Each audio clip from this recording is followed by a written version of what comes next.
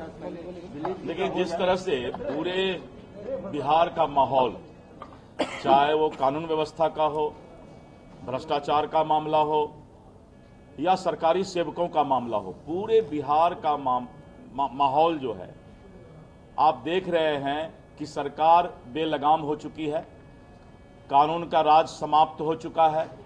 और जिस तरह से आज आप देख रहे हैं कि आंगनबाड़ी सेविका का जो आंदोलन चल रहा है, जीविका दीदी का आंदोलन चल रहा है, शिक्षकों का आंदोलन चल रहा है, और सरकार उनकी बातों को सुनने के बजाय उस पर लाठीचार्ज, दमनात्मक रवैया अपनाने का काम कर रही है। दमनात्मक रवैया से आज तक कोई भी सरकार नहीं चली है, और जिस तरह से सरकार का ये तानाशाही रवैया, हिटलरशाही रवैया, लाठीचार्ज करके आंगनवाड़ी दीदी को, महिलाओं पर जो इन्होंने लाठीचार्ज किया, एक तरफ बोलते हैं कि हम महिलाओं को सम्मान देंगे और दूसरे तरफ महिलाओं को आज लाठी खाने का काम नीतीश सरकार में, इस गठबंधन की सरकार में हो रही है।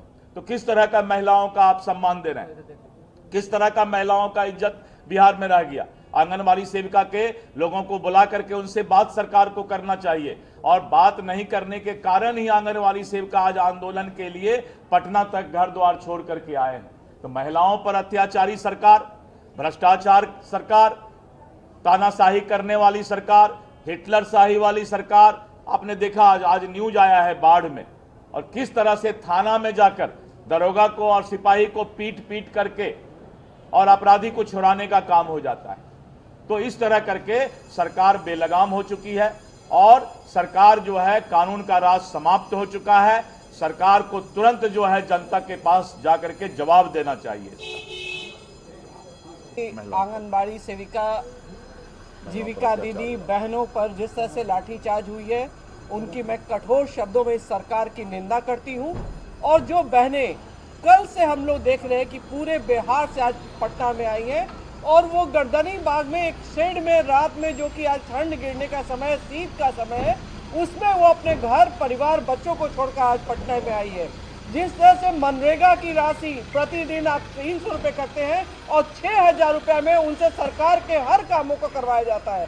तो मैं माननीय नीतीश बाबू से कहना चाहूंगी और तेजस्वी यादव से कहना चाहूंगी कि अगर महिलाओं की हकमारी करेंगे तो ये सरकार सत्ता विहीन होने वाली है, और आने वाले समय में 50 बहन बेटी आंगनबाड़ी सेविका सहायिका को लाठियों से पीटा गया, उसकी आवाज को दबाने का प्रयास किया गया।